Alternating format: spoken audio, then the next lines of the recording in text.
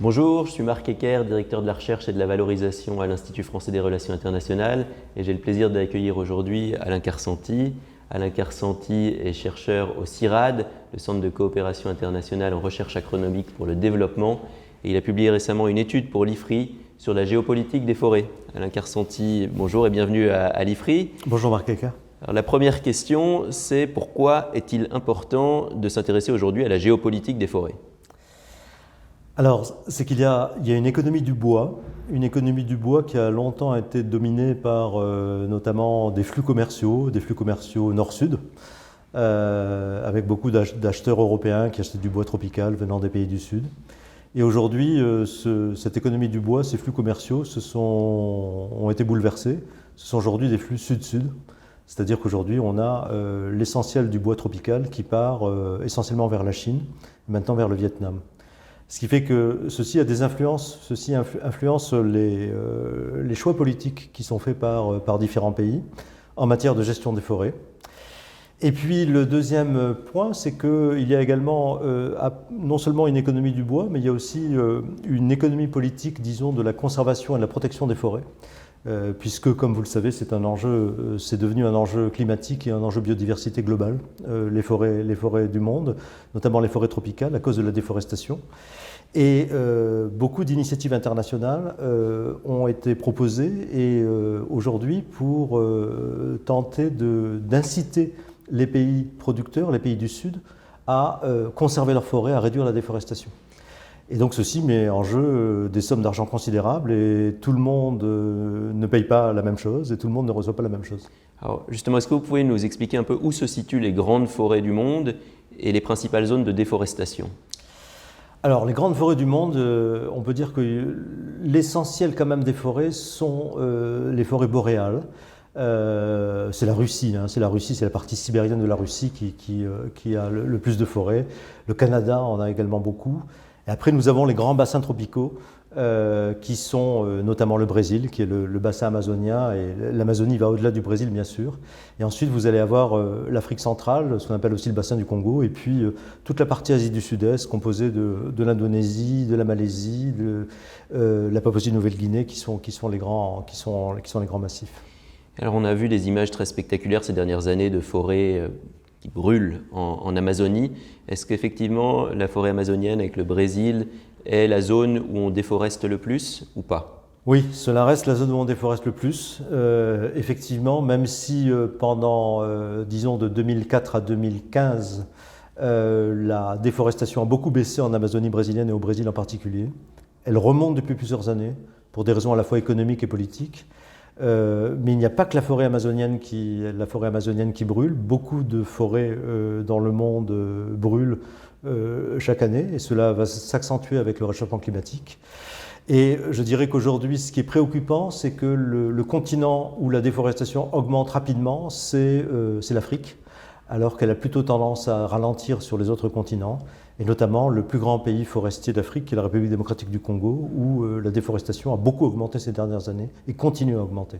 Vous expliquez que la déforestation n'est pas nécessairement liée à l'exploitation du bois, à la filière bois. Elle est même peu liée à l'exploitation de la filière bois, en tout cas pour le bois d'œuvre. Elle est liée essentiellement à l'élevage et l'agriculture. Très clairement, on a des moteurs de la déforestation. En Amazonie et au Brésil, c'est l'élevage qui est le principal moteur. Ce n'est pas le seul, il y a également le palmier à huile et puis la petite agriculture vivrière également. En Asie du Sud-Est, très clairement, le palmier à huile a été le moteur et continue à être le moteur quand même essentiel de la déforestation, avec aussi des plantations pour la pâte à papier, c'est-à-dire qu'on transforme d'anciennes forêts naturelles dégradées en plantations monospécifiques pour la pâte à papier. Et en Afrique, c'est un cas particulier. En Afrique, effectivement, la déforestation est essentiellement liée à la petite agriculture vivrière, mais pas seulement. La production en Afrique de l'Ouest, par exemple, le cacao est un grand moteur de la déforestation. Donc le cacao est une culture commerciale qui va être exportée, mais elle est faite par des petits producteurs. Et alors, là on parle de déforestation, mais il y a aussi de la reforestation. Vous mentionnez notamment le cas de la Chine, qui a regagné en forêt, mais en mentionnant que en expliquant que c'est un cas très ambivalent, puisque la Chine a multiplié ses importations de bois par 5 depuis 2000. Est-ce que vous pouvez détailler un petit peu cette ambivalence chinoise ? Oui, c'est-à-dire qu'effectivement, un certain nombre de pays reboisent. Alors ils reboisent malheureusement les forêts que l'on regagne, puisque ce sont des forêts, mais ce sont souvent des champs d'arbres, des plantations, donc on perd énormément de biodiversité, on perd aussi pas mal de carbone en chemin. Donc on passe d'écosystèmes naturels à des écosystèmes artificiels, donc de ce point de vue, le bilan est quand même mitigé. Et quant à la Chine, qui est un cas effectivement très intéressant, la Chine a décidé de protéger ses forêts naturelles, qu'elle continue à perdre malgré tout, parce qu'elle a du mal à réussir toutes ces stratégies de conservation. Mais elle reboise par les paysans, par des grandes plantations également d'État, de grandes entreprises. Mais surtout, la Chine est devenue un aspirateur de bois international, c'est-à-dire que c'est le plus gros importateur de bois à peu près de partout. La Chine importe du bois des chênes de France, elle importe des okoumés du Gabon, d'autres des mahoganis d'Amérique du Sud. Et de ce point de vue, on peut dire que la Chine exporte sa déforestation. Elle ne déforeste plus, ou elle reboise, mais en tout cas, son impact est absolument énorme sur les forêts du monde. Et alors vous montrez qu'il y a une stratégie internationale pour tenter d'engendrer une reforestation plus importante avec un mécanisme que vous détaillez qui s'appelle le mécanisme REDD+. Alors très franchement, moi je ne suis pas spécialiste de ces questions et j'ai trouvé ce mécanisme extrêmement complexe. Et puis vous montrez qu'il y a là encore des ambivalences, que chaque mécanisme peut avoir ses inconvénients aussi, auxquels on n'avait pas forcément pensé au début. Vous parliez de critiques liées au colonialisme vert. Vous pouvez peut-être expliquer tout ça, peut-être Oui. de manière un peu simple. Oui, disons que REDD, si vous voulez, ça part au fond de la théorie de l'incitation. Ça part d'une hypothèse assez simple qui n'est pas fausse d'ailleurs, même si c'est toujours plus compliqué bien sûr dans les faits. L'idée c'est que si les pays, notamment les pays en développement, déboisent, c'est qu'ils ont un intérêt économique à déboiser. C'est qu'il est plus rentable de déboiser, de faire du palmier à huile par exemple ou de l'élevage que de conserver ces forêts. Et donc l'idée est de dire que si l'on verse de l'argent aux pays pour que les pays conservent leurs forêts, alors à ce moment-là, on va compenser le coût d'opportunité, c'est-à-dire le manque à gagner lié effectivement au déboisement. Donc c'est une théorie de l'incitation pour que les forêts aient une valeur économique plus importante si on les conserve que si on les détruit, si on les convertit. Donc on a mis en place un mécanisme qui au départ était un mécanisme assez simple, qui était de dire si les pays réduisent leur déforestation, eh bien on va les rémunérer pour cela. Et très vite, justement, c'est tout le jeu de la géopolitique, c'est que tout ça se joue dans des négociations internationales au niveau des Nations Unies, au niveau de la Convention climat. Très vite, toute une série ce mécanisme a été complexifié par les demandes des uns et des autres. Et les demandes des uns et des autres, c'est par exemple les demandes de la Chine et de l'Inde qui ont dit mais il faut aussi payer pas seulement pour la baisse de la déforestation, mais il faut également payer pour l'augmentation des stocks de carbone forestier liés aux plantations. Alors on l'a mis. Les pays d'Afrique centrale ont dit oui, mais il faut aussi payer pour éviter la dégradation des forêts, c'est-à-dire ça reste des forêts, mais il y a moins de carbone dedans, il y a moins de densité, etc. Et donc on est arrivé à un mécanisme qui est extrêmement complexe. Alors le mécanisme est d'autant plus complexe que il n'est pas simple de savoir répondre à une question. Qu'est-ce que c'est que la baisse de la déforestation ? Est-ce que la baisse de la déforestation, c'est par rapport simplement au passé ? C'est le cas du Brésil. Et à ce moment-là, on peut, de ce point de vue, arriver à savoir de combien la déforestation a baissé. Encore faut-il se mettre d'accord sur la date, sur la période par rapport à laquelle on mesure, si vous voulez. Et c'est déjà un premier problème. Le deuxième problème, c'est que beaucoup de pays, par exemple des pays africains, qui eux déboisent, ont des taux de déboisement très faibles, ont dit mais nous n'allons rien gagner si on regarde seulement le passé. Il faut regarder l'avenir. Et l'avenir, c'est que va-t-il se passer en termes de déforestation dans l'avenir. Et là, on rentre dans une autre mécanique qui est celle des scénarios, c'est-à-dire qu'il faut pouvoir anticiper, prédire ce que serait la déforestation dans le futur. Et à partir de là, on regarde ce que sera la déforestation effective. Sauf que ces prévisions, ce ne sont que des prévisions et on peut les manipuler.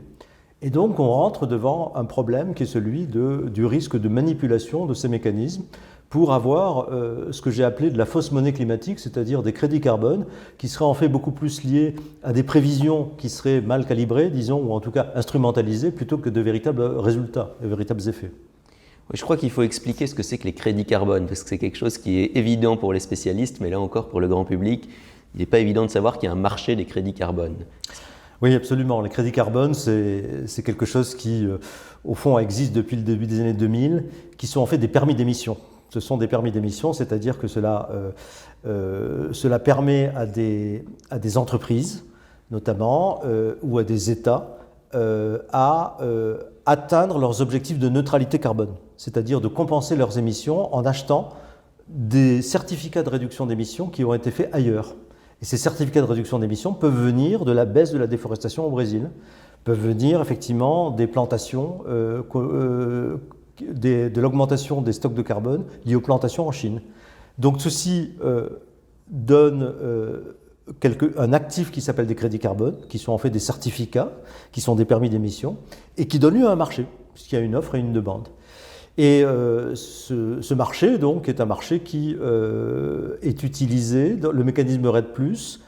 En grande partie, son objectif, c'est que les pays qui réduisent leur déforestation puissent émettre des crédits carbone et les vendre à des pays qui en ont besoin, ou à des entreprises qui cherchent à les acheter pour atteindre leurs objectifs de neutralité carbone. On pourrait prolonger la discussion pendant très longtemps, c'est passionnant, mais peut-être que pour terminer, vous pouvez évoquer certaines recommandations qu'il y a dans votre étude. Il y en a beaucoup, donc peut-être que vous pouvez sélectionner les 2-3 recommandations qui vous semblent les plus importantes. Alors, les recommandations les plus importantes, ça serait finalement, dans les pays du Sud, il y a beaucoup de réformes à faire. Les premières réformes seraient autour du foncier, autour de la propriété de la terre, autour du contrôle de la terre, parce que je pense que tant qu'on n'aura pas véritablement des systèmes de sécurisation foncière dans lesquels les droits fonciers sont vraiment éclaircis, on aura beaucoup de problèmes pour pouvoir responsabiliser, trouver les bonnes incitations pour les paysans. Ensuite, il va falloir effectivement aider, investir massivement pour transformer les systèmes agricoles, les systèmes d'élevage dans ces pays. Donc ça demande effectivement beaucoup de moyens financiers, également beaucoup de technicité. Et après, vous avez des choses qui sont à faire au niveau des pays du Nord. Je dirais qu'au niveau des pays du Nord, on peut reparler du mécanisme REDD. Je pense que l'idée du mécanisme REDD, qui est cette idée effectivement de payer pour des résultats, est une idée qui est une assez bonne idée, à condition que les résultats soient véritablement interprétés comme les efforts et les politiques qui sont menés dans les pays du Sud. C'est-à-dire payer les pays du Sud, oui, mais pour des bonnes raisons, c'est-à-dire pour la qualité de leur politique de lutte contre la déforestation, et non pas pour finalement des scénarios, sur la base de scénarios de la déforestation future qui sont totalement invérifiables et qui sont manipulables. La deuxième chose, je dirais qu'il faudrait qu'on regarde au nord, qu'on modifie nos politiques commerciales, qu'on commence à associer nos politiques commerciales, qu'on ait des clauses pour ne commercer de manière effectivement équitable qu'avec les pays qui font des efforts pour réduire leur déforestation. Alors ça peut passer par une série de choses, ça peut passer par des renégociations d'accords commerciaux, ça peut passer aussi par des droits de douane différenciés. Je pense qu'on a beaucoup de choses à faire au niveau de la fiscalité. On peut décider que les droits de douane, les tarifs douaniers peuvent être plus avantageux pour les produits agricoles comme le cacao, comme le soja, comme l'huile de palme, qui vont rentrer avec des garanties, avec des certifications zéro déforestation. Et donc de ce point de vue, ça donnerait une incitation très forte pour que dans le commerce international, on puisse avoir des produits qui sont avantagés parce qu'ils sont garantis durables, garantis zéro déforestation. Et ça, je pense que c'est quelque chose qu'on peut faire à la fois au nord et au sud. Beaucoup de choses sont à faire au niveau de la fiscalité. Et Alain Carsanti, merci beaucoup. J'ai moi-même une recommandation pour nos spectateurs qui est d'aller lire votre étude. J'ai la géopolitique des forêts qui est disponible sur le site de l'IFRI. Merci beaucoup. Merci Marc Hecker.